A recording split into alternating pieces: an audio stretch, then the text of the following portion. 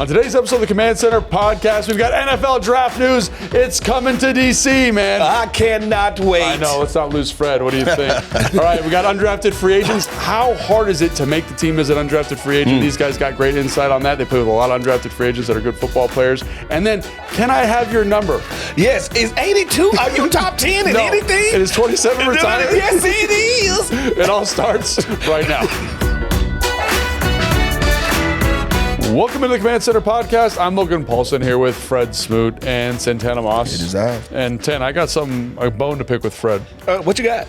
So I said, Fred, you gonna do the Josh Conerly offensive line challenge? And he said he was gonna do it jumping out of a pool. And I was like, oh, that'd be pretty cool. I'd like to see that. And then today I came in and Fred's like, my back. And so I don't know, like my man is just like seemingly, he has an endless ability to talk about something. I think in this conversation, he'll try to convince me that he's going to do it. He loves sounding like he can do something. Yeah. He's been telling us he ride bikes for the last 3 years. I was about to ride it to DC. Ain't even took a picture of his bike yet. You know? Yeah, so him at Target on the bikes. Hey, listen, it ain't. I watched civilians do the Josh Conerly challenge, and it's like, don't do it. Somebody gonna tell something on, yeah, like on they're gonna behalf of tell, y'all. like they are literally, and they don't know how bad they look. Do it. Well, the best one I saw was the guy that he said it to me. I forget his name. He has his own. It's like red zone. Whatever. And he just like basically just stood up from a knee. I'm like, that ain't the same thing. Like. And you got to realize this is a 300-pounder doing this in Conerly. And for him to do it as quick as he did it, like you did shock me on your quickness. I told you should have been a tackle. You should have been a tackle in this league for 15 years. He doing it at 300 pounds, the quick as he did it. Hey man, that's good stuff. I like it. Yeah. So I ain't trying it. I feel like you could do it though, no problem. I probably can, but man, my knees. The older I'm getting, man, them knees starting to talk to me. Now? I'll be 46 this year. Dude, yeah. And you can still run around a little bit. He's still got some juice. That's the one thing about us. The older we get, it ain't that we can't do stuff. Yeah, we just don't want to try it. I ain't trying. Like mentally, we like. I stopped playing basketball because of that. Well, Jason videotaped it, and I was like, I don't know if I can do it. I got down there, and I was like, I don't know if I can do it. Yeah. Like, you just like, my body's not right. I need to do like a 15-minute warm-up to get it going. So, worked out, though. But you did do it. You did One take. One take? No, we did two takes. Yeah. We did two takes. But you also still working out. And Lo, you still got some youthness about you. You're not as old as me and Tanner. So, no, we're not going to give you that. I still play hockey, still run around. I don't play basketball anymore. But. I get scared every time I go to one of those Bank of America events that we have at the stadium, football game, and see those cats tear stuff. I say to myself, you know what, Tanner, leave it behind you. We do a Bank of America event at the stadium every year, and people don't understand that these bankers come out here and they get dressed in these uniforms. And every year we do a speech before it, and we tell them, don't go as hard as you want to go. Don't try to live out no dreams. Somebody tears an ACL, MCL piece. Like Achilles. It doesn't. Achilles, you name Achilles. And I'm just watching these bankers lay on the ground like somebody's account going to be withdrawn tomorrow because this dude is laying on the ground. Yeah, it is like because I do like the strength and conditioning stuff on the side and getting people ready for stuff. Yeah. Like, if you haven't, think about the last time, like most people, it's like, oh, when was the last time you sprinted? Yeah. Not ran, but when was the last time you sprinted? And some people will be like, High school. Yeah. So it's been 15 or 20 years since you've done that. And you're like, you know what I'm going to do? Sprint. Yeah. Your body's like not ready for it. Not made for that. You got to keep that skill. It's a skill, and you got to keep the tissues nice and tolerant. So anyway, Fred, I'm going to say you're not going to do the Josh Conerly. I am going to do it on my own time. Yeah. I'm a 90s guy, In the 90s, we used to keep secrets.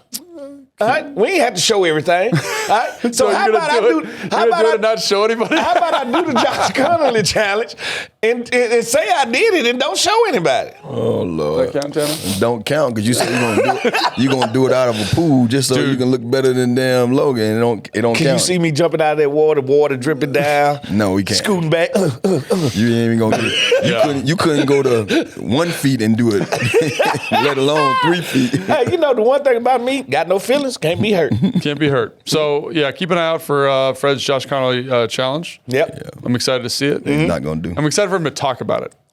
Is that fair? Hey, listen, all I can say, we interviewed Josh Conerly. I feel like he was a great dude. Shocked that he used to play running back, but when I seen what he did, the challenge, I like, oh, them running back feet right there. Yeah. So you know what? The other thing about him is I feel like he could gain weight. Yeah. No, He was like a skinny 315. Yeah, I'm gonna say, and not lose a step. Yeah. Like not lose a step. His quickness is unbelievable. Like he's quick to be a big boy. That's one of the first things I said when I saw him. I'm like, I wonder if they're gonna try to emphasize that with him, like, or just let it happen. You know what I mean? No, I think they'll let it happen. Certain guys come in here, they say, hey man, I need you. Like that happened to me. You know, they try to force 10 on me, and I think really? it's crazy, and that's why I probably hurt my knees so soon. Oh, they tried to force it on me too. Come on, I was 175 pounds. Yeah. And they like, we need you to eat bad carbs. Like, What time did you? Well, like, what did you end up playing at? Did you 175 or? I played at 175 for my whole first 2 years. That's the thing, man. It doesn't really matter. You know what I mean? Like it's a thing. But like with him, the only reason I bring it up is because I feel like he could. There's certain guys like offensive linemen where you're like, you're athletic enough, you could probably Put gain on some more. 10 pounds of of good strength, you know, and it's going to help you like anchor the bull and do some stuff in space. Yeah, especially when they try to power rush you. Like, he gonna have to take that on because. That's what everybody see when they see a film on him is him going against Green, and he bull rushed him, and they like, can he take it? Yes, he can take it. He just wasn't ready for that rep that there. particular rep. Yeah, I mean, that's him playing on the right side. His feet were a little bit messed up. Yeah, anyway, so, we'll keep talking about Josh Conerly because we're excited about him. Rookie mini camp is this Friday, so we'll have a show out kind of covering some football season back. Yeah, we're I'm one of the people, once rookie mini camp starts, football season back. Well, it's funny, like we were walking over here from our offices to the studio, and like they're on the field practicing right now. No, they're there. So it is, for them it's back, for us it's back. You can smell it in the air. Once it warms up a little bit, you know everything is getting Once back the mosquitoes come back, you know it's time. Yeah, and on Friday we're going to try and have a live show. Oh, nice. Like from the camp, from the field. We're going to try and go live. Okay. With like a field pass that we normally do. Right. Our fans can subscribe, put the notification button on here. And on Friday, probably go live from rookie camp there. Yeah, which is great. It's the one day that's live to the media or open to the media, so we'll check that out. And in addition to live events, we have merch incoming. So we always appreciate a good fan input here, fan design. So comment or leave a design suggestion at ThatHawkOutside, ThatHawkOutside, all one word, at gmail.com. We love to get that stuff. Jason reviews that. Caroline reviews that stuff. Yeah. We got great suggestions for questions from there, and we get great suggestions for merch ideas. Like that's what you guys how we got see. that Hawk outside. Mm-hmm. That is. That's how we got that Hawk outside. That Hawk outside. And then we got the Three Stooges shirt that we got. Yeah. And so people say, well, then how do I get merch? I can't buy it because we don't sell it. But you know how you get it? Is you go to live events. Mm-hmm. So we're doing a live CC pod Friday, May 23rd at Tom's Watch Bar, Navy Yard. So make sure you guys kind of circle that date on your calendar, save it. Should be around 8 o'clock, I think, is what we're doing. So, and all the Nats fans that's already going to be there, you might as well stop there, all right? Because I'm going to try to sneak in the Nats game. That's what I do, all right? You sneak in the Nats First of all, I love glizzy. That's all he going for, the glizzies. No, listen. I love. Can we all agree that out of all the sports, baseball has the best foods in the stadium? Yeah. Can we all agree on that? Like, do y'all want to combat I agree me? just from my experience, yeah. Well, Jason said it's true. Jason's senior food correspondent over here. Jason got so happy over there. Yeah. I seen him jumping out his seat. It's true. For whatever reason, what is just hot dogs and popcorn? No, it's not. No, you can get that anywhere. No, it's crab cakes. It's the smell. But I think also it depends on where you're getting it from, because where we have the luxury of getting it from, we're right behind home plate. Yeah. We in the big area where all the food just like come one, come all, come. But even when I go to Camden Yard, I go to Nats Stadium, the smells from a baseball stadium are different than a football stadium, than basketball, than anything you could, like the food. You talking about food-wise? Yeah, they doing something different. Like the menus are extremely big. Like when I say it's nothing you cannot eat. Now I can say this. Now if you go to the Raiders game, I mean, because we went to Vegas. Mm-hmm. Now, their menu is huge. Yeah, their menu is different. Their menu that's a totally different menu right there. But baseball stadiums, best food in sports. Yeah. Yeah, so like Camden Yards, you could get a hot dog, but you could also get like a crabby hot dog where they put like crab over it, cheese. You could do like So they're in. They get Now the Nats, you're not going to believe this. They have really good sushi at the park. Really? Yes, they have like the fact you get sushi at a baseball game is pretty wild. You would say that, but I trust other people that were there all the time. They're like, trust us. They like bring it. They ship it in every day. It's fresh. They cut it right there. It's wild. Now it's not like Nat's Park Sushi. It's like some third company, party. third party. Yeah. But that's all they do is fresh good sushi. It's good. Yeah. So it's wild. Yeah. But best food in sports. Baseball. But I tell you what, FedEx Field next year is going to have some good food too. I've seen like some of the things they're trying to improve here, some upgrades, and they're working on that too. So I heard they're going to have some smoothie dogs there. I don't want to know what that is. I can't even I don't want that though. I don't want any. I'm not even going there with him. I'm not going there with him. So yeah, make sure you come to the live event, May 23rd, Tom's Watch Bar, Navy Yard. Okay, so make sure you check that out. And again, you want free stuff? We love giving it out. That's where you're going to get it at those live events. All right. Now, also, we've got some exciting news about the stadium coming back to RFK potentially. If you want to keep up with that, like we are not up to date. We've got a staff writer. He writes about it all the time. If you keep up with all the latest RFK Stadium news, visit commanders.com/new stadium, where you can sign up to learn more and show your support. That's the part I missed. Great job. Thank you, Jason. So yeah, we want to show the support. If you guys wanted at RFK, this is a great way to support that and show everyone we're pretty juiced about it, because we are. We're juiced about it. And you're the only one on this panel that's played at RFK. That is true. You are the one. It is crazy, right? That's unbelievable considering you're the young. How did you play there, first of all? Why? It was for the Eagle Bank Bowl. Eagle Bank Bowl 2010. We were playing, or 2009, 2010. Played Temple. It was freezing. Was it any pros on the Temple team that you played against? That's a good question. He was a defensive end, Muhammad. He played for the Jets for a couple of years. He was a first-round pick. I know exactly who you're talking about. But you know what's crazy about it? For all the years I've been here, passing by that stadium, it don't look like it ever been played in since the years that they said. Even though the Nats played in, I couldn't imagine them having games in that stadium all that time. So when you said you played, I'm like, bro. Yeah, it was crazy. And I remember our coach was Rick Neuheisel, and he's like, this is a big deal because there's this is where the Super Bowls were won, and he kind of talked us through the history. It does kind of have like mystique to it. Yes. Yeah. And again, definitely wasn't at its best, no doubt, but it does have like a aura to it, which is pretty cool. So another thing, so we're talking about RFK, we're talking about Conerly Challenge, we're talking about live events. We've also got 2027 draft news. Which I know Fred, I'm like already worried about Fred. Yeah. So basically in 2000, let's put that milk carton out now. He's missing. Draft weekend 2027. Just get it out already.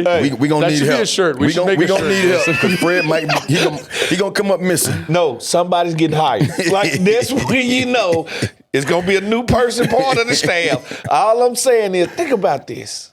They set it up for me. They just need to have a drone following you around. And so before we get into Fred being gone, if you guys didn't hear, the draft is coming to DC in the National Mall. National Mall. Yeah. And so obviously it's going to be a huge event. It's going to be big. And the fact that Fred will be around approximately 1 million people on the mall. So just to keep y'all up to speed, when we do things, whether it's out of town or something big around here, the reason why you don't see Fred traveling a lot, because we try to keep him away from large events, because he comes up missing, and he don't show up for work. Yeah, I've been chewed up by cities before. So we try to keep him away from big events. So this is an event we ain't gonna be able to keep him away from. So we're contemplating now how we're gonna do this. So we might have to give him a lot of work. Just keep him busy the whole day and make sure that it goes into the next day. And then keep the mic on him. You keep a mic in his hand, you might can find him. Keep the mic in his hand. You know those leashes you give kids so you don't lose them at the park? I'm just walking around on somebody's chest like a baby. Could you imagine I wear you like a baby? Listen, they don't know. The city of Richmond chewed me up, and they gave you a job. Gave me a job. Fred was joking before we started that this is the next opportunity for someone to become a great podcaster. Hey, this is the thing about it. When I seen that, when I heard it, I was woke up by my sleep because I sleep with my TV on. I'm one of them people, and they was like, Washington 2027. I just woke up like, for real? All right. Then when I see that 2-7 at the end of it, oh boy! First thing I thought, I had a dream of me and Brad Edwards, the old 2-7. Oh my God! Walking up there to announce the first round draft pick in front of 1 million people on the National Mall. You think they'd ask you to do it? who else gonna crank 1 million people up? Jane Daniels? Get Jane Daniels to do it? No, this is a time to bring in the old like 27. Me and Brad Edwards wrote at 27. Joe Theismann? Well, unfortunately, they won't actually do the first round pick. They actually do the second on through. So because the first round pick is always done by the commission. By the commission. Yeah. So the second round, that's perfect because I went in the second round. And it's 27. All right, let's go make this thing happen. All right, if you think Fred should read the second round pick or any of the picks, please leave a comment saying which pick you think Fred should read, and please leave an explanation. Yeah. I personally think it needs to be earlier in the day because I think the later we get, I mean, who knows? Yeah. Just go back to anything you ever watched of him when he's around something. If it's beer involved, liquor involved, yeah, you're going to get a lot of hollering. Libations. So obviously we're really excited about this, and this is going to be, I mean, yeah, it's going to like be big for the city. $500 million event kind of thing. No, this is a game changer. Like, I mean, I heard B-Mitch saying maybe $1 billion, which is not outside the realm of possibility. Listen to me. Do the math. If it's going to be 1 million people there, and if you're going to be here for 3 days, you're going to spend $1,000. Yeah. 1 million times 1,000. Just imagine how some of It's $1 billion. those restaurants. So I was like, I gotta do it. Where's my calculator? $1 million? No, I got it. Yeah. Times 1,000 is $1 billion. And everybody looking at hotels, the little thing, I like to look at the minutia. How much is a Uber driver gonna make that weekend? How much That's gonna is be parking? a crazy event, though, bro. It's gonna be crazy. Man, that's nonstop. Like, it's nonstop. Because say what you want about Detroit, say what you want about Green Bay, none of them have the capacity to hold an event. Yeah. No, like us. Yeah. Nobody. And that area is already one of those walkable areas. Yeah. Like, that's what people do over there. So. Yeah, and not only is it walkable, like, think about the major cities that we got around us already. So the people that's traveling here, not traveling from far. Like, what is it, 4 hours from New York? Yeah, 4 hours from New York. Philadelphia, 2 hours. Baltimore. Yeah. You got North Carolina. You got Kentucky. Pittsburgh, yeah. I can honestly see, because, we the DMV, Virginia and Maryland going to have a lot of Airbnbs because people going to want to stay away, just especially the ones who don't want to spend as much, being right there in the city. So just think about the Airbnbs and the different, restaurants and everything. Tyson's going to be packed. Maryland going to be packed. It's going to be ridiculous. Everything going to be packed. Like, it's going to be ridiculous. Like, this is the perfect setting for this event. That's something that you never think about it, and it brought it to kind of popped up in my head the other day. Is like, this is what most store owners or people who own restaurants in major cities, this is what they wait on. They wait on events like this because that one event could put them 5 years, game changer. You know what I mean? In the green. You feel me? So it's just crazy that when you like hearing the numbers that B-Mitch talked about the other night and just thinking about them, like, so this is why Super Bowls are so important in certain cities. This is why those concerts that's been held in certain cities them playoff are games. so important, those playoff games, because economically, you're going to get those cities to be able to say, okay, we can make up for bad times or hard times. You know? I mean, like this will be bigger than any concert. I mean, like it's nothing you can compare to it. It's nothing you can compare to. And it's crazy because, not to get too far ahead of ourselves, but it's only preparing us or getting us ready for the Super Bowl. When that stadium even, wherever it's going to be, we would think it's probably be not too far from where they having that being back home in DC. But just think about it. That stadium comes, the jobs, the different kind of revenue that's going to be coming in and out of the city. It's going to be wild. Yeah, man. but that's that one punch right there that just knocks it out the park. Yeah. Like it's more than a 3-day event. It's slotted as a 3-day event.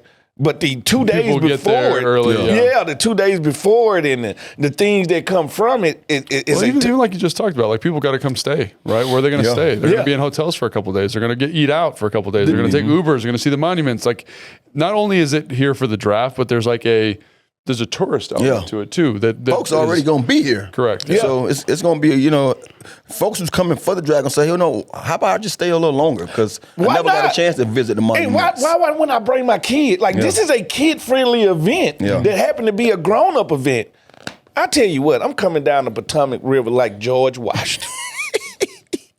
Can you imagine Fred dressed up with the white wig on a boat? I'm talking about just on the top of that thing, coming down there like George, baby. That's going to be cool, man. That's going to be a lot of fun. I'm not going to go into D.C. unless I can help it, but it's going to be a cool event. You're going to be forced to go into D.C. Sure? You're going to have so much media to do. You're going to have so much stuff to do. Like, you got to realize there's going to be nonstop for us that's already a part of the media. Yeah. And it's going to be a 24/7 event. Yeah, it's going to be. We're really excited about it. No doubt. So that's all kind of the housekeeping stuff. We got, the draft news. We got the stadium news. Make sure you go check out the website. Again, show your support for that. We got merch. We got the live show on the 23rd. Fred's got the Josh Conerly challenge, which he's going to do in his bedroom with nobody watching and tell us that he did it. So that's all the things. Now that we've gone through all of that housekeeping, I think it's important to talk about some football news that we haven't talked about, and it's the newest additions to the Washington Commanders, and that's the undrafted free agents that we just signed. And so a couple things. Fred Santana, I guess, highest level. What is a UDFA? Yeah. Right? Undrafted rookie free agent. Yeah. And they are signed after the draft. So they used to be like 12 rounds to the draft or whatever. Yeah. And now after round 7, these are the guys they sign. And I guess to me, they're always interesting. They're near and dear to my heart because I was a UDFA. Yeah. And so was London Fletcher. But the thing that's crazy. Yeah, it is wild that he was an undrafted free agent. For me, not so much, but for him, crazy. So how in this process do you find a diamond in the rough as a UDFA? I think that's the $1 million Before we get ahead, or before we get to talking about that, do you see the money that these guys signing for now? Dude, now it's crazy. It is insane. So I think I signed they're getting signing bonuses. I signed for like $15,000, and that was like a lot of money at the time. I just read a couple of guys on there. We signed 270-something, 250. I'm like, well, damn. Yeah. Times have changed, huh? That's what it is. And when I see undrafted free agents, the first thing that comes to my mind is just overlooked. Yeah. Because you don't get the attention. Something happens in your process. Something happens in your process where you get sidetracked or you simply get overlooked.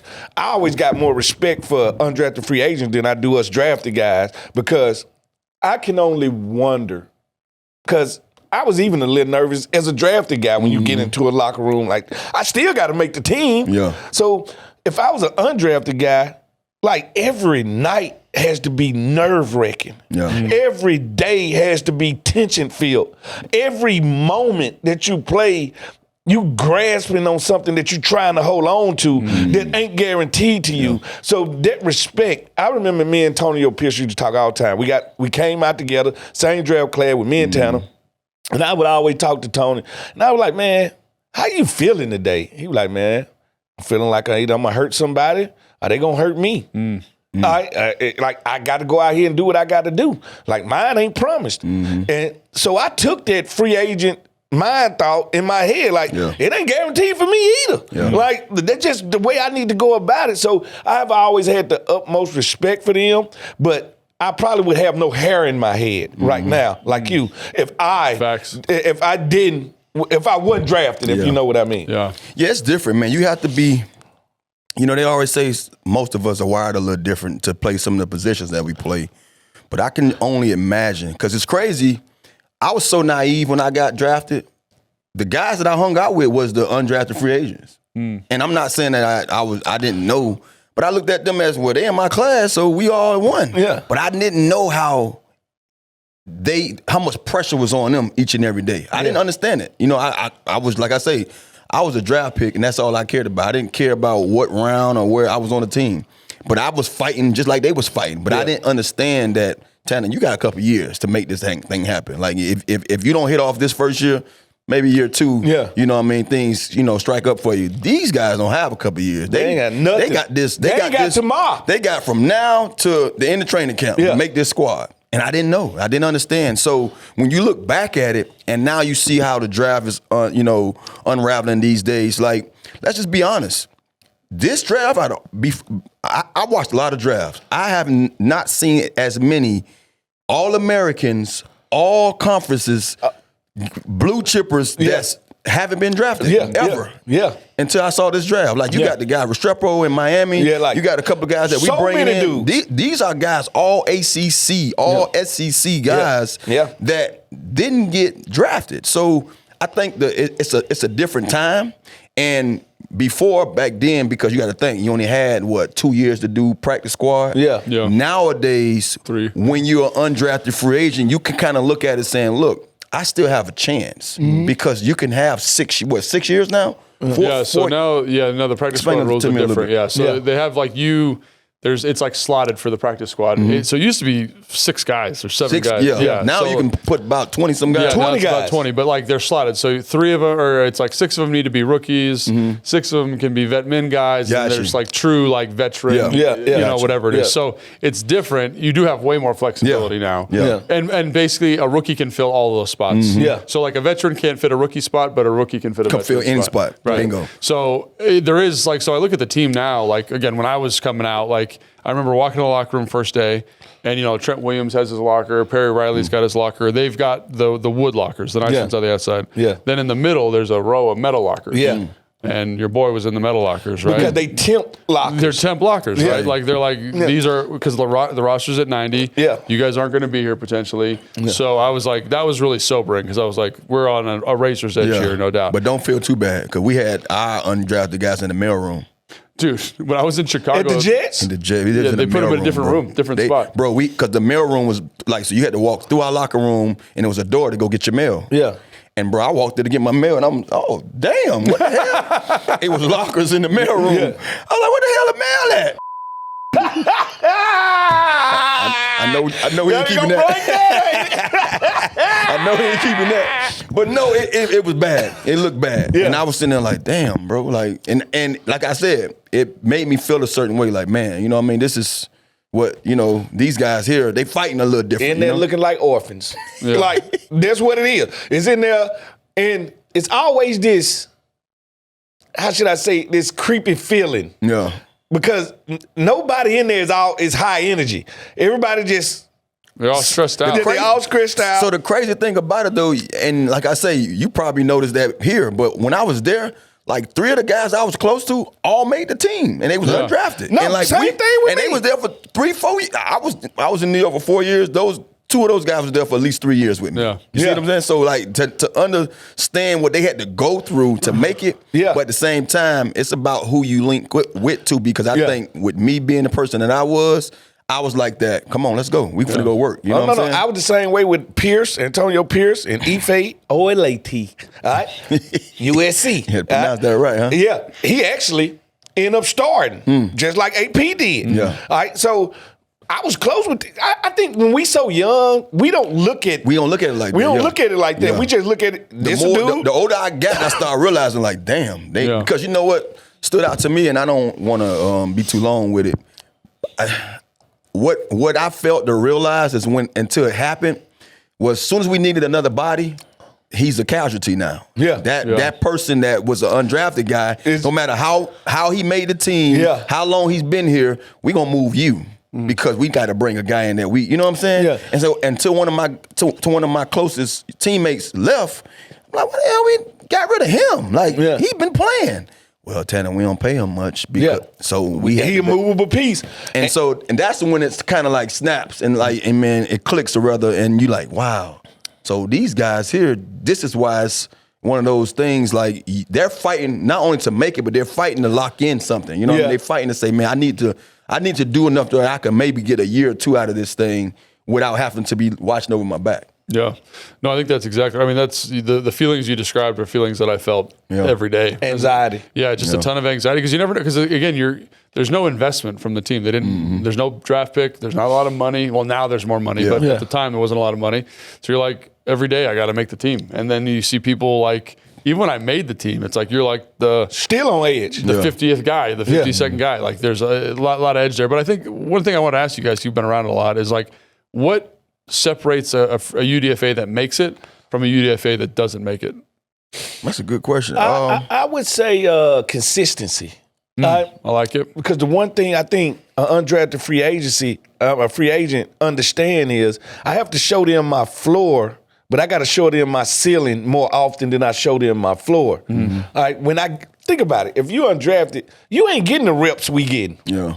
So every rep you get counts. Man, you're giving me like stress just thinking about it. No, so I'm just saying, because I've always thought about it, come on, I had a couple of homeboys because I was always like that, is you know how they'll tell undrafted free agent, all right, we finna release you for a couple of days, but we want to sign you back next week.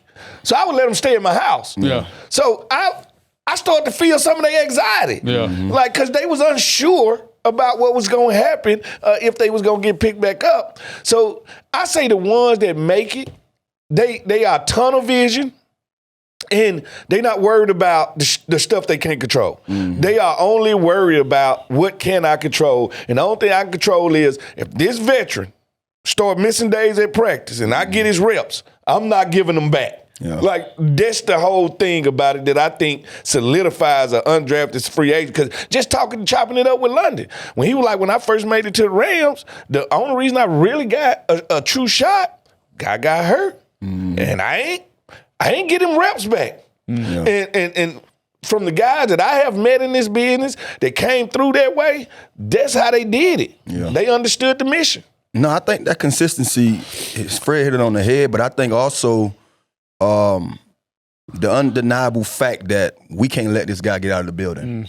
You know, when coaches see guys that, look, man, for one, we don't have to pay him a lot, but he can go out there and do that position, play this position, play like Renzo. Renzo was one of those guys. I'm not sure if he was undrafted, but he was a guy that I remember. He was a guy that I heard the whispers when I got here, like, and I was saying to myself, who is this damn dude? They bring him out of, come on and play fullback. Come over here and do this. Like, he did so much to where that they knew they couldn't let him leave this team. Like, we couldn't put him on a day vacation or 2 days saying that we need to bring something. Like, he made it hard for them. And so that's dealing with a little bit of consistency, but that's just also just knowing the talent and knowing that, hey, man, this guy here can probably one day be a guy that we spend some money on, because he's shown that he can carry the load. He can do more than what we ask of him. And I think that's what, to me, stood out to the guys that I saw. Like, we had a guy, I love talking about this guy because I'm not even sure if Jay Gutter was undrafted. Jonathan Carter, play receiver, he was in our class too. He was with the Giants first. Yeah. And then something happened over there. They brought him, the Jets made a trade, and he became my right-hand man over there. Yeah. And it was funny because I watched him as a young Tanner. I'm sitting there watching this dude. He can fly. He reminded me of Deion. How Deion don't pick his legs up. Just a gate. Same way. Float. But he couldn't run a route to save his life. Yeah. Straight ahead though, he gone. Yeah. And I said, man, come on with me this summer. We went home. Nobody knew we went down there. Just me and him. He worked out with me at UM every day. We did the conditioning with the team. We ran routes with my receiver coach. When we came back, Herman was like, hey man, come here, I gotta holler at you. So, you know, I ain't got a clue what's going on. But we had been out there practicing for a while. And Herman would say, you and Jay Gutter close. Where you took him at this summer? I said, oh no, he went home with me. He said, do you see what he doing out there? And like I say, we so close. I'm not even paying attention that he done raised eyebrows now. These people, they see him running routes. They see him doing things that we didn't know what we was going to use him at. But when I came back to him and told him what Herm told me, I said, hey, bro, you raising my eyebrows. And he's one of them country boys. Yeah, Tanner, it's because of you, boy. You got me right. And I'm like, nah, bro, you got yourself right. You just got around good company that was going to be able to sharpen what you already had. So when he made it hard for them to say, well, he just can run fast, or he just can run straight. When he made it hard and he showed them he can be a kick returner, he can be a punt returner, he can be a receiver. Yeah. Now it's more things that we can use, we can utilize, and that's what is going to be difficult for us to cut him. So I think it's something that I mentioned before. I just feel like that's the factor that you got to have being one of those kind of guys. Can we agree that scouting itself is an inexact science? Yeah. Like, it's so... I think so. It got so many holes in it to the point where it's almost... You listen to the media of college tell you who good and who not. But just think about it though, Fred. When we coming out of high school, like if you're not on a team that's doing something, or if you're not, like they're gonna miss you. Yeah, they're gonna miss you. You're gonna get overlooked. So it's the same thing with college kids coming to the pros. Like if you're not on that, if I wasn't at University of Miami, I would not be a first round draft pick. You see what I'm saying? Yeah. If I'd have went to Western Michigan, UCF. I went to Western Michigan, like I said, I was going with my homeboys them when we all committed to Western Michigan.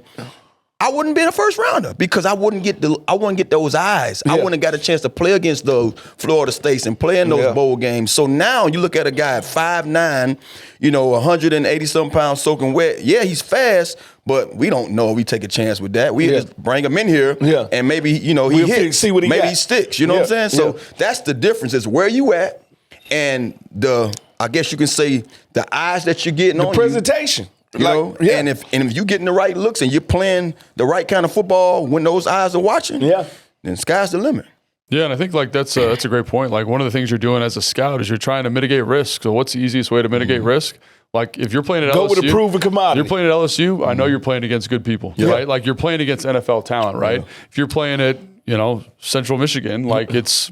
Who knows what the heck's going on there? Even like the Pac-10, like I had a coach, or Pac-12 now, Big Ten, wherever that division is at. Like he was like, I don't like recruiting players from there because I don't think it's a tough division. I don't think it's a tough conference. Because it's more of an offensive conference. Correct. Than defensive. And so there are these biases that scouts have, right? And I think that's where you're trying to just make the best decision you can. Yeah. But like even with some of our UDFAs, which we're going to talk about in a second, like some of them were hurt for the whole year. Some of them didn't play. Some of them were backups. Some of them transferred.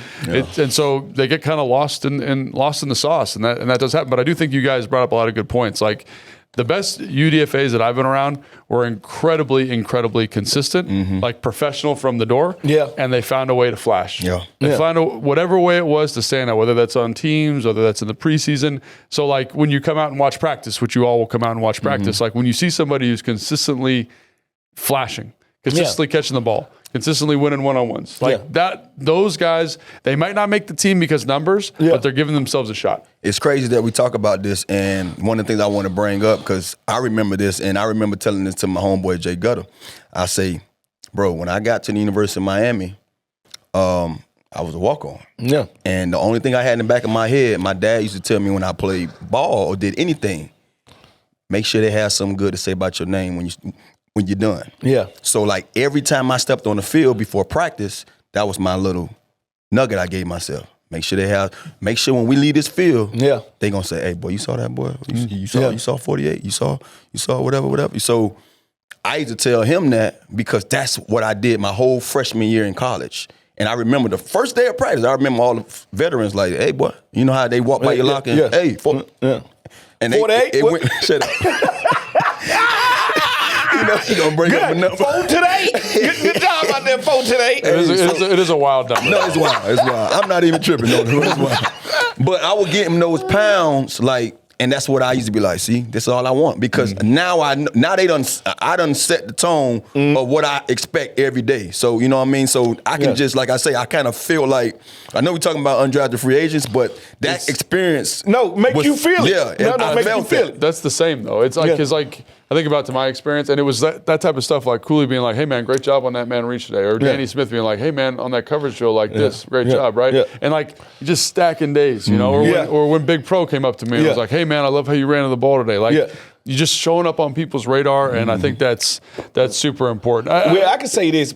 I can say this about undrafted free agents, because Mike Sellers is one of my good friends. Is he undrafted? Yes. I did not know that. Here go the thing about Mike Sellers. Mike Sellers like went to every Canada undrafted free agent has this strange route. Yeah. Like his route is insane. Mike literally went to junior college, left junior college and went right to the CFL. Yeah. Like, not to college, to the CFL, but when you turn around and he's 6'3", 280 pounds, 2% body fat, you like, somebody overlooked this one right here. All right? Well, for him, it was probably grades. If he's going to JUCO, right? It has to be something that sends you in this direction that you go through. But come on, when I played in the league, it was no fullback bigger than Mike Sellers. Like, not bigger, not faster, not stronger, not nothing. Like, so if you can overlook this human being, anybody can be overlooked. I was today years old. I can't say today. I was this years old when I found out he was a Samoan. Like, he half Samoan. Yes, he is. I'm like, no wonder. Yeah. I'm wondering who created you. Because you're a creative player, bro. Yes. Like, it's nobody that looks like you. Did I ever tell you the first time I saw him? I walked in and like I'm like, you're kind of sizing everybody up and everyone's so big and you're like, oh, there's Donovan McNabb, oh, there's Santana Moss, whatever.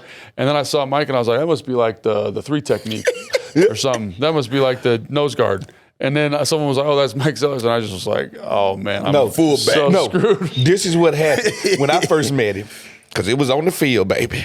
Listen, he had already been here for his first little stint. He went to the Browns side. Oh, that's right. We playing the Browns, and they dapping everybody up before the game, because they was old teammates. I was like, who? Who are you? Who is this? And they like, nah, that's Who's Mike. this mammoth of a man? Because we call him Big Mike. That's Big Mike. Yeah. Because he got Big Mike tattooed right But there. he's also he's just a big human. He's huge. So they like, yeah, man, we gonna have to. They do a lot of toss sweeps, and that's the fullback. I like, what you want me at 175 pounds to do with that?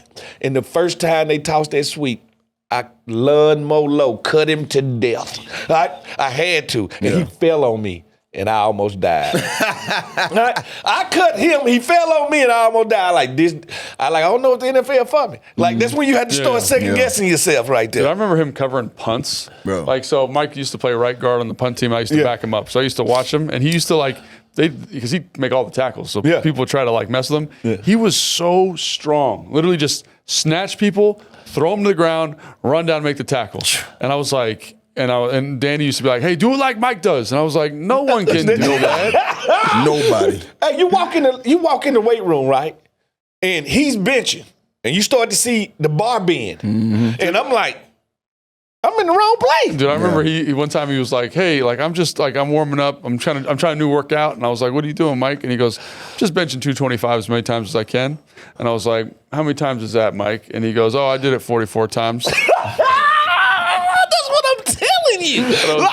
What's wrong with this maniac? Looking at Mike, the first thing I do, I smile and say, "See, I'm glad I stopped playing corner because I ain't tackling nothing like that, man." Listen, that dude is huge, Dude, I remember the first clip I saw of Mike. It was like a pass 15 week, right? So you act like you're going to insert on the linebacker, you bluff him, and then you run to the flat. Yeah. So the linebacker was James Harrison. Yeah. And James Harrison. Oh, he want all the smoke. He will jack you up. Yeah. He'll put you nice in that sleepy time on the nap field there, and he won't even think twice about it. So Big Mike running through the hole. James comes up, I'm going to hit this dude, and Mike, I'm not kidding, runs him over clean. Yeah. Like you see those ones where it's like someone's trying to tackle a car. Low. And James Harrison, who is one of the baddest dudes I've ever played against, was flat back, turtle backed on the ground, and Mike's running to the flat. Yeah. I'm just like, this dude just built different. Undrafted free agent. Yes. So that brings us to the next question. How does a guy like Mike Sellers slip through the cracks? Yeah. And what I will say about this is that now that I'm more into the draft stuff, so much of the draft profile is dictated through high school. Yeah. So I can't tell how many draft pundits are like, "Oh, he was a 5-star recruit from so-and-so. He was a 5-star this. He was a 5-star that." Yeah. And to Tanda's point, let's say you missed in high school. You were from Cam Ward is a great example. It's getting better with the transfer portal because now you can go to Washington State, then you go to Miami, and then you get that national media thing. Yeah. But prior to that, you would be stuck. Yeah, you'd be stuck at Midway State. Yeah, if you're London Fletcher, you're stuck at John Carroll for 4 years. I thought John Carroll was closed. Ain't it closed? I thought they closed this school. That's a golf But that's what I'm saying. So now there's some flexibility to move around. Yeah. But you were there. No, that's who you are. You were done. Yeah. And so now because there's some more flexibility, that's not as common, but I think it's so closely correlated to the high school stuff that you get caught in a program someplace, and the teams do a great job of finding you. Yeah. But they know they don't need to give you a ton of value because the guys at LSU get all the, like Tan is saying, that whole mix is really interesting. You have to, just to answer your question, that's basically what it is. If you're not at those schools where they actually got prime time games, you know what I mean, week in and week out, year round, then you can get, unseen. Well, I think the great scouts, the question they ask is, how can I find the unestablished? How can I find the athlete that has not established himself yet? Well, most of the time, too, you run a good 40. That raised everybody's eyebrows. I'll tell you, this. I'm not kidding. What I'll do for UDFAs, I'm not kidding. I'll go down. So this is who I think is going to get drafted. I'll just go down the list Oh, this guy ran a 4.2 at his pro day? Yeah. Let's go watch his film. Oh, this guy's 6'8", and, whatever, 400 pounds. Yeah. Let's go oh, he's got 35-inch arms. Like, you just look for outliers. So you saying I need to find one characteristic. You need to find something. I need to find something that stands out. That blinks the light at me and says. Because you ain't going to go watch that film if you don't. And so what Tana's saying is, like, when you get into camp, you can flash in a different way. Yeah. But if I'm a scout, I can only watch 400 guys in an off season. Yeah. For those extra 100 guys, those UDFAs, I'm going to look down. Oh, you're 6'6", and you play wide receiver at Eastern Tennessee Valley State. Yeah. Let's go see what the film looks like. So tell me this: how many guys you watched before the draft just passed? So I wrote reports on 185 guys. I probably watched. I went 213. Yeah, Fred watched 200, and then I probably watched no reports another 50. So just think, AP them watching 500 plus, right? Yeah. So what are they gonna do? I'm gonna go pick Central Valley, Missouri, and watch this guy. No, if they gonna go out, basically what you saying. I need something to jump off the page. Yeah. And it could be production. It could be like, you had 2,000 yards receiving at Middle Tennessee 14 State. PBU. Yeah. Anything that jumps see what it out. looks like. You know what I'm saying? So I never knew it came down to that. But when you think about it, you like, that's why when you saw the Raiders always picking that fast guy. That's what they like. Because they like, that's man, their characteristic. Something gonna pop with this dude. You know, if he can run, we can bring him in. If you can run a 4.3, you can be a Raider. No doubt. You could be a Raider. They was giving out checks for 4.3. People was getting. He can't catch. It don't matter. It don't matter about the other stuff. Like that's the things about these characteristics. Some just need to stick out. One thing. Yeah, and so this year, let's talk a little bit about this year's UDFA class. So how many guys? There's 1, 2, 3, 4, 5, 6, 7, 8, 9, 10. 10 guys, and then there's a couple guys that are mini camp tryout guys. Yeah. So let's talk about that real quick. So basically, if you're a UDFA, you've signed a contract with the team. Yeah. If you have not done that and you're a mini camp invite, it means you're a non-contracted player. Yes. Yeah. You still are like, they're still trying to determine whether or not you deserve to be on the team. I will say it's hard in my experience, especially now, for those guys to make the team because, like Tana said, the scouting department here is so good. They know. Yeah. So unless you're like, a good example of this is Brandon Banks. Everyone remember him? Yeah. So Brandon Banks, he came in as a tryout guy. Yeah. And I remember the UDFAs were like, okay, you guys are here, do your workout, go inside. And then everybody else had to go run a 40. Yeah. And so it was about 15 guys. They were all there for tryout guys. And Brandon Banks ran a 4.21 on that old stinky turf, in cleats and a full spat. So that dude's running like a 4.1. So, you know what I'm saying? Like he is straight gasoline. Straight gasoline. So that's how he made the team, right? He just stood out in that setting. But it's hard for those guys not to make the team. But let's talk about a couple guys on here that caught my eye. I've watched film on all these guys, except for Cypress from Florida State. He wasn't on my list that I got, but he's on here. So we'll talk about him because his measurables are silly. So we'll talk about that. First guy on the list that I want to point out is Timothy McKay, guard from NC State. So you talk about things that stick out. He's 6'4". He's about 315. Yeah. He's got 34.5-inch arms. So check all the measurables, right? Check. He had a great week at the Shrine Bowl. So check that pre-draft process. All right. And then you look at his college production. He had what is this? He had 4 sacks allowed in 38 games. So very productive. Games? Yeah. And so when you watch the film after Zero all that QBs. pre-draft process, you say, man, this guy, he's got the measurables, got the height, got the weight, got the length, and he's a pretty good football player. And he got consistency. Yeah. And again, the thing with the UDFA, he's not super strong in the trunk. He's got to work on some. He's a developmental guy. Everybody that's drafted, undrafted, got something to work on. As long as we're pointing that out, but he's a guy that just look at the paper. Yeah. Had a pec injury in the draft process. That again is going to be like, oh, he can't do all the testing. He might not be ready for whatever. But that's how a guy who to me is a draftable player ends up becoming UDFA injury in the And that got to be hard for an offensive lineman to say, you know what, in 38 games. I gave up 4 sacks, and I didn't get drafted. Yeah. Like, how's that possible? And especially because he had, like, you watch the Shrine Bowl, he looks like the best player there. Yeah. Like he's physically dominant. Yeah. But again, tweaks his pec. He's not going to be ready for OTAs, might not be ready for training camp. And people are like, no, we're going a different direction. But that's how you get a borderline draftable player who's available for the Washington Commanders here. Thank you. Yeah, no, I mean, that's exactly right? Like, that's what you're looking for. The other guy that you pointed out, Tana, was Ricky Barber, defensive tackle. I almost called him Ricky Bobby. Ricky Bobby. It does look like that. I want to shake and bake with him. I want to shake and bake with him. So, when you watch... Oh my gosh! So when you watch UDFA's, a lot of times it's a little underwhelming because you're used to watching guys that are physical freaks, right? Yeah. This guy, he's 6'3", 295. I will say from the first snap to the last snap I watched, he talk about exploding out of your stance. Yeah. He's got long arms. He's got 34-inch arms. So again, fits the measurables. The measurables there. He's like diving into the offensive lineman's face. Yeah. Using his length. Like he looks like a pass rusher build. Yeah. He is a violent run-stopping player. Nah, he's explosive. Yeah. Coming off the line. Yeah, and he didn't run a fast 40, which probably hurt him in terms of getting drafted. But man, he is like, I'm talking like put the hand of God on you Effort. type That's of all I stuff. need. Yeah. Effort. You know, I wonder when you have guys like, McKay, Barber, like, I want to do like teams who bring guys in knowing like, hey, we gotta steal here. Like, you know what I mean? Possible. You know what I mean? Yeah. I mean, they still gotta go out there and be, practice and compete.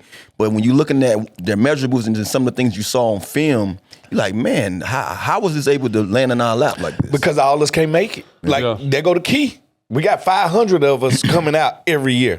Only a few gonna get drafted, only a few undrafted, then only a few invites. But we forgot about the mainstays. We forgot about the guys that's still there. Yeah. Like, that's why it's hard to make it in this league. A good example of this is Ja'Cory Brooks from Louisville. Like his film's good. He's got good route running nuance. He catches the ball great. He had this play versus Pittsburgh where he does one of these, Tana, like he's looking over his shoulder, the DB pulls him down. I saw him, he turned. And he turns completely 180 degrees and catches the ball. Like it was unbelievable. Yeah, I saw that. But he ran a 4.65. Yeah. You know what I'm saying? So does that mean he can't play? No, he just ran it. It wasn't his day that day. Yeah, some people don't test well. Right. Yeah. And so is there a role for a player like this? Potentially. He's a big guy, runs well. Like that's an interesting one. Cam Arnold, the same type of thing. He only played 6 games this last year. But like when he does play, like he shows up. He feels like a guy who could make it on teams. He flashes. And let's just talk about 2 more guys real quick. And we're going to take a deeper dive. And if you want a full dive on all these guys, make sure you check out Ticket to the Draft. We're going to go through every single one of them. But the 2 guys that I think I wanted to kind of highlight of this UDFA group, we're going to talk about another guy here in a second. But Robert McDaniel from Jackson State. Oh, Jackson, Mississippi, stand up. Dude, that's where I'm from. Did you watch him? Yeah, listen, I watched him after we talked about him last night. Right. And I'm from Jackson. You got to realize my high school is right next to Jackson State. No kidding. Yes. So I grew up right in there. All right. That's my area. He's a blue Bengal. All right. That's what he is. He's interesting to watch. He's interesting to watch, though. No. He plays everywhere. Yeah. Like, if you watch the film, sometimes you can lose where he at because you're like, nah, they wouldn't put a safety at DN. Yes, they will. It's a weird defense. It's like, in one game, did he rush the passer? So in one game, he played outside corner. Yes. He played safety. And in that safety role, he lined up as a linebacker. He lined up at linebacker and the end. You know what I'm saying? Because he's like the box safety. Yeah. So there's a clip where he's like the end spilling a pulling guard. And you're like, not what I would expect. So he's a football player. He's a football player. Right, exactly. So in terms of a skill set that gets you excited, a guy that can play multiple spots, again, small school competition, a little bit hard to project. But I think he's kind of like dark horse. Well, the thing about Jackson State, they got more Hall of Famers than UCLA. You just made that up, but No, I'm telling you. I know they have a lot of Hall of Famers. No, Jackson State has more Hall of Famers than UCLA. Well, this was because they used to be an HBCU. It's right? still an HBCU. Oh, it is. It's, Okay. it's always But this gonna was be. back when like Jackie Slater and Jackie Walter Slater, Payton. Walter Payton, Yeah. all these guys, they got more Hall of You can Famers take than those- UCLA. you can That's take all those I'm guys. saying. You Dude, know, just maybe the best offensive lineman of all time, best running back of all time. hey, I'm just speaking the facts, How man. crazy is it? Like, what a crazy country we're living in. That those guys couldn't play college football, and they had, you know what I'm saying? Yeah, like, it was crazy. Anyway. That's what we are. Whatever. Anyway, but yeah, Robert McDaniel, he's not on the same level as Jackie Slater. Yeah. But he's an interesting guy because, again, 6'2", 210, box, end line of scrimmage, corner, like 6'2", too. Like, what are we talking about? Like, that's a unique skill set. You can find a job for him. Yeah. Yeah. And then the other guy that I think is interesting is Carlin Viggers, cornerback from Louisiana Monroe. And he played against Tech. He played the game that got me sold. Played against Texas. And, they got Isaiah Bond, who got drafted. Yeah. They got, what's his name, who got drafted in the first round, the receiver. Golden. Yeah, Golden. Thank Yeah. you. Matthew Golden. It's already out of my head. Brain freeze. I have them all the time. And he lock those dudes down. Yeah. Like he played really well. Cover 3 corner, a little bit of man, physicality. He looks like an NFL football player. So those are 4 guys that I think we just wanted to highlight to kind of say, in terms of right now, if I'm putting. Sky's the limit for them. Yeah, right. And we'll see. They got to make the team, all that kind of stuff. But I give scouts more props for finding undrafted free agents and these guys than I do for drafting Chase Young at the number 2 pick. Because you know. I'm just saying, this clear. Yeah. This is unclear. Yeah. So obviously really excited about those guys. They'll be at rookie minicamp on Friday, and we're going to have a live show. We'll be able to talk about them on Ticket to the Draft in more detail, their backstory, and then we'll be able to talk about them at practice, which is that show coming out on Friday. Okay, now, this is maybe one of the more interesting stories if you're a Commanders fan, and that's, Gabe Taylor. Yep. And he is a minicamp invite guy. Gabe. So that means he does not have a contract with the team. Yep. He's here to try out. And I don't know, like Tana, you said something really cool last night when we did our live show about him, his dad, what the city of Washington means to him. And I think it's cool that the Commanders are giving him an opportunity. And again, when you watch his film, he's a good player. Problem is he's 5'8". Small. No, 5'10", 5'9". So I looked him up in the Beast, which is the guy that does all the official measurements. 5'8".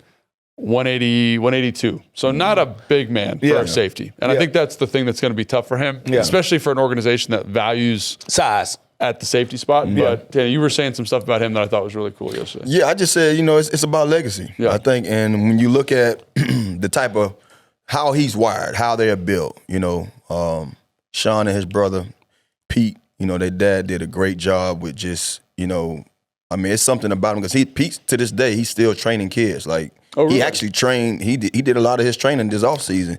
And when you heard that he ran like a 4, I think he ran 4.4 or 4.5. Like he ran pretty fast. It was a low 4.5, high 4.4. Yeah. Okay, so when it was a good time for him. When I looked at that, I'm like, that's Pete. That's his daddy because his daddy don't stop. And he's a football player. He's a guy, like I say, man. This kid said it from day one. Like, I want to live on my brother's legacy. I want to make sure that they remember. We gonna remember his name, but I want to make sure that he can play through me and live through me. And so it was great to even know that he turned down other opportunities of signing a deal just to say, hey, I want to work out for you guys because maybe I can land a spot. You know what I'm saying? Oh no, most definitely. And listen, I had the conversation with Pete. Like, I talked to him last week, like the week before. Like, I talk to him all the time, actually working on the Sean Taylor movie as we speak as a producer. So I have to go back and forth with Pete all the time.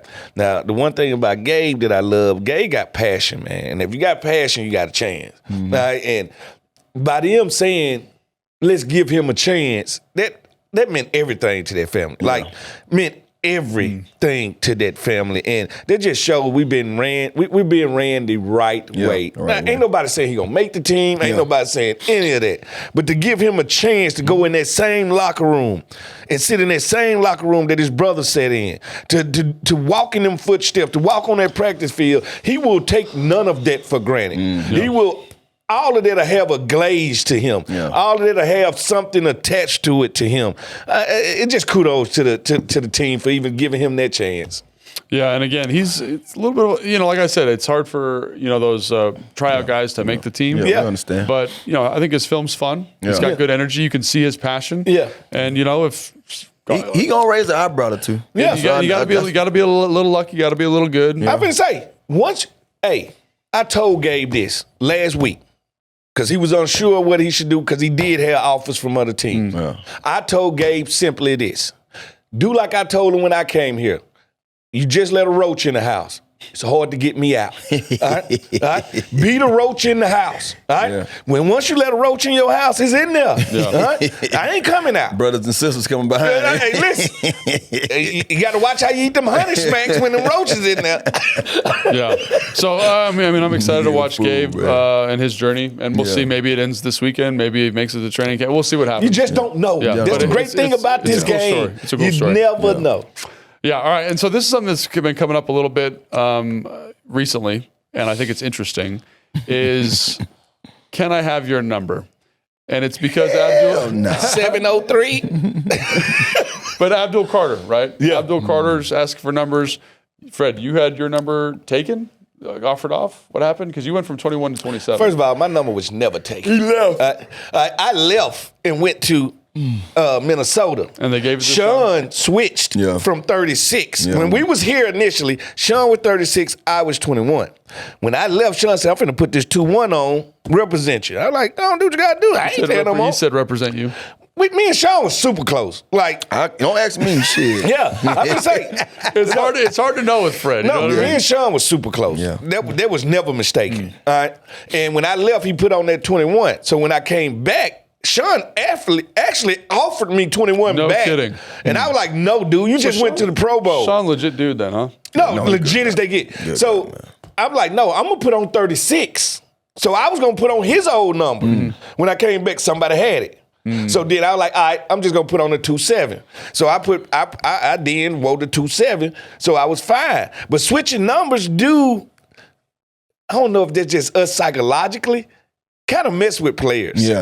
Like, because we get comfortable with numbers numbers and mean a lot. representation Yeah. that when you switch a number, sometimes your play can kind of reflect that. Yeah.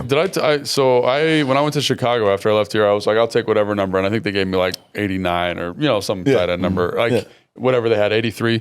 And the coach came out to practice and was like, "Why are you in that number?" Yeah. And I was like, "Oh, this is the one they gave me." He's like, "Get 82," and he sent me back in. Changed my jersey right there, and I came back to the field. Like, it threw him off. Yeah. You know what I'm saying? Like, and I was like, all right, like, I'll wear this. Like, you know what I'm saying? But It's a synergy to it. Yeah. It's totally a synergy It to means something, and just to speak on it, like when I got here, kind of, knowing that I wore 83 for the last 4 years, and I walked in the locker, I'm like, well, damn, y'all didn't even ask me what I wanted. I just had the 89 sitting there. Yeah. And I looked around, I saw James Thrash over there. I beelined to James, like, hey, bro, anyway I get that from you, I want to talk about it. Yeah. And James like, all right, let me pray on it. That's all he said. Yeah. And, bro, I put that 89 on, like, every day, like, with a little bit of, like, damn, I ain't got my number. Yeah. But over the time, I couldn't put nothing else on, so I played through it. I practiced through it. And before you know it, James was ready to swap and say, yeah, I'm good. Yeah. And I hadn't already came up with the idea, like, oh, stuff. 83 and 6 is 89. That's my old two numbers. You know what I mean? So it's a synergy. You definitely hit that on the head. But I think also, how they say a number don't make a man make the number. Yeah. They're a damn lie. Yeah. Because, boy, the stank number, boy, you feel it. No, you feel it. You can feel it.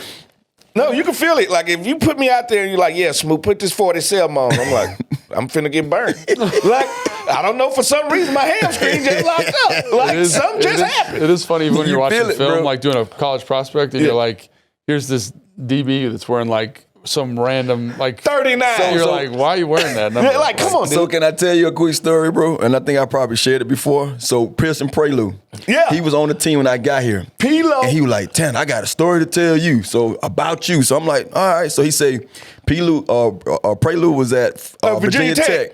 So I'm a freshman at Miami, and we get ready to play each other. We in the same conference, same division. And so P-Lo say, man, the coach came to us and say, hey, now why the University of Miami wide receivers are all freshmen. And I know one thing, if any one of y'all let this number 48 get on the field and catch a ball, y'all don't deserve to be in college. P-Lo say, Tanner, it was 3rd and long. You in the slot, I'm over you. You went for 30 on me. Yeah. Boom! He say the coaches looked at us, everybody looking at me laughing. He say, Tanner, the greatest feeling I ever. He said, I came on the sideline, I say, I don't know what y'all talking about. He the fastest receiver they got on their team. I'm just letting y'all know that. So he said, coach pissed off with him. He say, so every week, P-Lo say, every week I watch UM games to show them your highlights. I told y'all. You see 48? I told y'all. He showed up again. And he was a student 48? like that, too. That's who he was. And then he said the next year, he said, hey, they looking for 48. Where the hell that damn 48 at? He said, man, I went deep on it was the second play, probably in the first drive of the game. I go for like 60, bomb, touchdown. He said, there you go, number 6. I told y'all. I told you. He said, the coach told him, I apologize. Bro, That's an awesome story. I That's cried great. laughing at this story. I say, damn, bro, so y'all already thought I was a chump. He say, bro, we ain't think you gonna be near with no with 48. 48. Hey, first of all, you was out there looking like a 6'8" Buick with that 48 But it also goes the other way though. Like if you get like a player that's got like a sick number on, like single digit, and you're You like were giving more but I'm saying if you're playing defensive end and you're trash wearing a single digit, you're gonna get. You know what I'm saying? It goes both ways. You gotta, like, but also when you they're the first initial look. If I see a DN that's winning 9, You're like, oh, I'm like, this guy's sick. he's probably the truth. He got no tackles and no sacks, but he looked good doing You know it. what's crazy is the guy Barber. Yeah. he wears a single digit. He wears 5. He wore 5. So I was yeah. like, oh, this guy's sick. Yeah, like sometimes you just give people. It's like 23 in basketball. Like you kind of just give you the, Or like 99 in hockey. Like, Yeah, if like- you wear 99, you better be. Like, you better be good. sick. Like, yeah. Can they even wear that number? No, No, they won't even let But I'm people wear saying- number but, 9. like, have you seen- They're just 42 in baseball. Yeah. Do you watch Shorzy, Yeah. the hockey show? Yeah. And the dude had number 98 on, and the whole episode he's just cutting up with him like, "Oh, you think you're that good? You think you're as good as Gretzky? You're one less than Gretzky." Wow. And the whole time he's just cutting up with him. It's really funny. No, numbers have a power to them. Well, I feel bad for Abdul, you know. Oh yeah, because let's talk about Abdul. Yeah, because like that's how I don't feel he just went number No, I'm 3. just saying it's not even that. It's just like, okay, look, you can't get 11, you can't get 56. What he's gonna have? I mean, we don't care. But I'm like, I know it means something to have a number that basically, you know, fits you. Okay, so for me, I'm okay with him asking for the 11. I'm okay with that. You With know, like, Phil Sims. I think Phil Sims is awesome, But like, he's not great. And Phil Sims was like, yeah, okay, like, and his family was like, no, why do we not do that? Yeah. Whatever. Like, I'm okay with that. Yeah. But 56 Lawrence Taylor's like the best defensive of player all time. ever. Yes. And you're like, that's the one I want. I mean, but you know, these kids, man, that's why I told y'all before what I told They you don't know about the these kids. past. They don't know the past, and he probably know of the name and all. And don't get me wrong, he knows, but he don't know. He don't know. Yeah. You see what I'm saying? Like he know Lawrence Taylor was woo, but he don't know. Yeah. So Lawrence Taylor took 13 seconds to tell him, hell to the no, hold on, no. I'm gonna tell you like this: anytime a man could be riding by the stadium and see the lights on and wonder what's going on and pull up in there and say, "Oh, shit, we playing," and go out there and make a difference in their game. Dude, you better this- not ask him for He nothing. didn't even know he had a game that day. The stories I've heard about Lawrence Taylor, the stories are, I can't say them all here, but they are, Once you get into the NFC East, yeah. you can't help but hear Lawrence story. And Taylor you're story. like, that can't be real. And then you see, then Yes, you bump it into is. somebody else, you're like, oh, that's true. It's very true. Like Danny Smith used to tell the funniest Lawrence Taylor stories. Anyway, we'll not talk about him, but Yeah. like, so I just, the thing about 56 is like I don't know, it just feels like it takes a lot. It doesn't hurt to ask. No, Go it ahead and don't. ask them, see It what they don't. say. But It don't hurt to ask, but I think too, you have to just understand who's behind that axe. So, you know, if I know Lawrence Taylor's the guy I might ask, I'm not even messing with That's him. just like if we drafted Let the Travis coaches do Hunter. that. Yeah. Let's just say we drafted Travis Hunter in the first round. He came in and said, let me put on 28. No, but he gonna say 12. He ain't gonna. No, I'm just saying. I feel what you're saying. Hypothetically, yeah. Like 20. No, you can't. you know what's interesting is there's not are there any numbers retired here, like officially retired? Yes, 28 is retired. 28. 9 is retired. 9 is what you call him, Sonny, right? Sonny Jurgensen. 33, the Slinging 21. Sammy Ba. Yeah. All right. So what I was going to say is like they have like when you come to the team, I remember doing this. They were- Monk jersey not retired, Everyone. but they can't put it on. I heard Right. they retired at 27. 27. Boy, get out of Oh, here, did boy. they? I didn't hear that. Jason, you heard that they Nobody retired wears it. 27? I don't know. Nobody wears Jason's it. going to look that up. I think Fred So, but- stole all the jerseys. But to 27 Fred's jerseys. point, like you come here and like so when they're saying what number you want, Yeah. you can't pick any of these numbers, and some of them aren't retired, but Yeah, like 81, but they're just not gonna let you yeah, wear 'em. 81. I think 86 might be, or there's another one that's like in the 80s that you can't. 21, we already Yeah, know. 21, 28. 28. Like, even though like 9, 33. and so I do think there's 7. seven. Oh, yeah, 7. That's right. You can't be 7. But at one point, Doug jersey wasn't up for grabs. His jersey wasn't available, and then when your boy, no, I forgot. No, 17 was available because Jason Campbell. Jason was 17. Campbell was, Yeah, you're right. You're right. I'm tripping. Officially retired numbers here is 9 Jurgensen, 21 for Taylor, 33 for Sammy Ball, 28 for Darryl Green, and 49 for Bobby Mitchell. Bobby Those are the Mitchell. official retired. Those Bobby are Mitchell. some epic retires, by the way. Bobby Mitchell. Are there any numbers that aren't retired? Like you mentioned Monk, they're not retired, but like But you they- just they don't see non-use. them. Or we should, or Well, I was we gonna say, should. 'cause like 7, 81, non-use. Like, not 'Cause retired, I was going but to say, non-use. like when you go down there, they show you the sheet Yeah. of available numbers, and there's like I want to say there's 9, maybe 10 that are blacked out completely. You can't. use Yeah. them. You can't- Like, you can't even use wear them. them. You can't even use them for practice. Yeah. Do you think that there's any guys that like will eventually get, like let's say when B. Mitch or Fletcher eventually get into the Hall of Fame, Yeah. does that like automatically like, all right, for now on this is retired? I Like, don't does think Hall it of Fame count? automatically does it. It should though. It should make that I jersey. think the Hall of Fame is the one asterisk that says go and retire the number. But if years keep piling up, you can't keep retiring. Yeah. Like at one point you got to stop. Yeah. I think it's got to be a really special player, obviously. And the guys you just mentioned are like iconic players. Or you run into like the problem that the Yankees have, where then they have so many retired numbers. They don't got no can't wear anything. Like anymore. people got to go pick 39 at the Yankees right now because they didn't retire every number. Is 27 retired? Yeah, why 27? What's your logic behind trash. 27? No, I'm just curious. Well, between me, Brad, Edwards, it's a couple of us that didn't wear that number. Yeah. And I think Look at this man's face. I ain't looking at him. I think to the Washington fandom, I'm gonna stay. they hold it. Right. They hold that number very close to their heart, and I respect them for not letting pedestrians wear that number. I respect them for not just letting anybody put that jersey I don't remember on. that being on the list. So you're saying you're the last one to wear 27? That's I'm saying that. Have you known any other 27 since me? Yeah, I don't know. Well, yes. There you go. There has been, to be fair, it's only been one player to wear 27 after you. It was 1 year after you. Larry Johnson. Oh, yeah. The running back. Yeah, Larry did come out with 27. I told you somebody had it. Yeah. Now, to be fair, in that number, he played only 2 games and had 5 total yards. Yeah, he was crazy. Oh, excuse me, 5 attempts, 2 total yards. Larry's my boy, though. Larry you didn't see the field that much. Yeah. So I'll give you that. It's probably easy to forget that it was out there. But that year don't really count because 5 yards and 2. No, 5 carries for 2 yards. 27 has been resting over there. All right. It's respect for the old Schmooter. People don't like it. It's Shooter. So yeah, no one's wearing it since Larry Johnson. So y'all don't find that fascinating that they ain't let nobody wear 27. So if someone came Larry up to Johnson you, was a hell of a player. Not here, but listen, Hell of a player. Hey, Kansas City, Larry Johnson ran the tater, son. Mm-hmm. Ran the tater. so if somebody came up to you and said, "Hey, Fred, I want to wear 27," what do you say to him? You know, I'm gonna pull a James Thrash and I'm gonna say I'm gonna pray on him. I'm gonna have to ask Jesus. Oh my goodness! No, I would just wear it.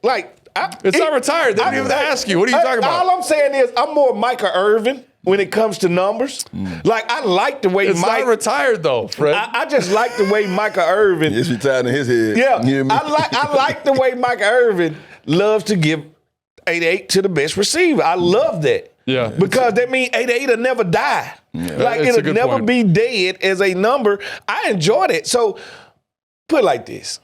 All right, let me ask you this. Let's say, hypothetically, I'm just throwing it out there since we're having this number crunching shit. What if Gabe makes the team and his wish is to wear 21? That's pretty cool. Well, the name on the jersey is still Taylor. All right? It's his brother.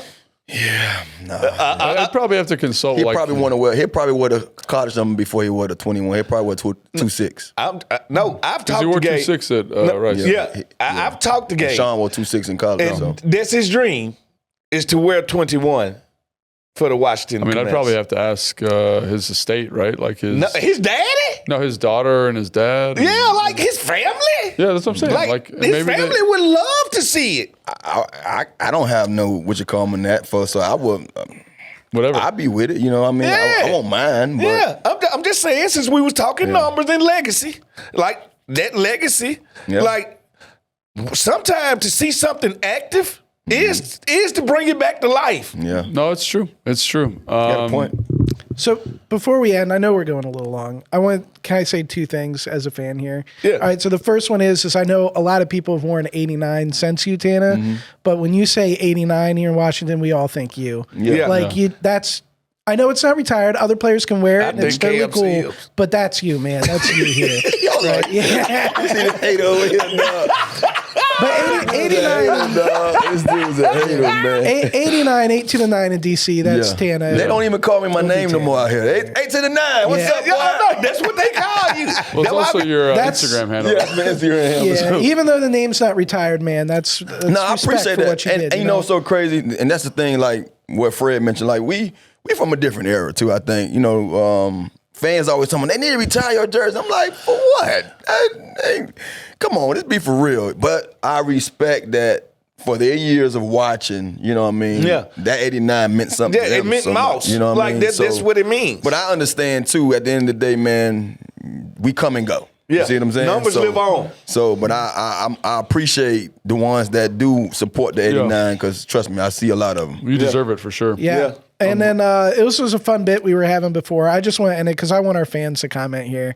But I was telling Logan, could he be top 10 number 82 in the NFL? And watch the I want to history. get Logan to be a top 10 something Is in the NFL. it in here. Washington or just Definitely not. Just overall? Like, who wears 82? He's not a 10 guy. Right? No, let's go. Let's go just 80 Washington. Let's go Washington. Let's say he's number one and Let's just go start Washington. listing people, see where he falls. I think you could be top 10. Randall Logan. L is on that 82. Okay, yeah. So you're All number right, two. You're number two. but he now. ain't played longer than Logan Hill, right? So No, he It did doesn't not. have to be But played he drew more longer boxes than in I'm there. just saying we gonna give Logan the nod. Yeah. We got to find something. So let's say, okay, hey, Logan like myself, man. He's an honest guy. He's not finna sit here and be like, I'm top 1,000. No, he's not. That's but why what I I like would say this. is, okay, let's give it something. So let's say, okay, the 82 that played longer in Washington. Let's see if he can be top I than might that. have a shot at See what I'm that. saying? I might have a That's shot. give it Washington something. for sure. Yeah. I think So you can do let's it see for if we can Washington. find. So to the fans, But it'd be go cool down the if it was list top 10 NFL. for all the years and see if Logan's the top 82 that played the First of longest. all, let's be honest. in Washington. 82 is a ugly number. All It's right? a great tight end number. Great tight end number. It fits Logan. It fits Dude, him. and think about we were just going through. There's like 5 Hall of Famers that have it. Like Jason Witten, Jason John Witten, Taylor. John Taylor. Okay, so now you're 4. Yeah, and then there's the dude that played for Pittsburgh, the receiver. Oh yeah, Stalwart. Stalwart baller. Like I mean, we're just You're we're, top 5. You're in top 5 right now. Duper, no, Mark. Nah, Duper had 83. 85 and 83. I'm trying Clayton to was look it 83, up. Duper was 85. Yeah. 82s. Yeah. Mike Ditka was 81, right? If I'm not mistaken, one of the Ingrams. I don't know if it was Bobby Ingram or the Mark other Ingram. Ingram. One of the Ingrams or 82. Yeah, it's these wide receivers that are going to get Dude, you. yeah, there's Yeah, a the lot wide of receivers gonna eat you up. ballers. Like I was just thinking about it. I'm like, there's a bunch of guys. Yeah. Like Oh, Jimmy there's- Smith. Like you Jimmy kidding me? Smith. First of all, Jimmy, it's some guy that's supposed to be in the Hall of Fame He's 10 supposed to be in the years Hall of ago. Fame. Smith, yeah, okay. And you know Baller. Jimmy Definitely Smith, gotta be in the Hall Ozzie of Fame. Newsome. you know Jimmy Smith is a Jackson, Mississippi boy. Oh, he is? You did tell me that. I think you Yeah, told he me went to that. my rival high school, Jimmy Smith. He's baller, man. Like, listen, when That I boy went to Jimmy Dream Smith was Camp bad, that boy. Steve McNair threw when I was in high school, and Jimmy came, that was the first time I just got ran through as a player. When I told you, like, the pros were practicing with the high school That's guys. crazy they did that. So I still can't believe that. That's dope. Yeah. Actually dope. Oh, man. No, it actually taught us. I'm sorry, the wide receivers. Dude, I'm telling you, there's a bunch but of if, really if good. we do tight ends, But we do Washington. Let's just do Washington. Washington, we can do Tanner- Washington. Tanner Let's do it, gets let's me. do I it. want to get my dog on that We do thing. You it. know what I'm saying? gonna Let's be realistic All right, with it. Well, I think that's going to do it for today's show. Yeah, it was a good one, Pretty too. long show. It felt long. Now we can go It get felt lunch. like we had more conversation Yeah. this show. Yeah. So that's Not a gonna lot do- of numbers. I think Logan did it on purpose so we can go eat lunch. That is for sure why I did it. I'm a big lunch guy. Yeah, he has no free taste lunch here. buds. So, well, hey, still got to eat something. All right, that's going to do it for today's show. Please make sure you like and subscribe wherever you get your podcasts. If you want to see us on our ugly faces, not, I don't want to say that for the other guys, my ugly face, check us out on YouTube. And that's it.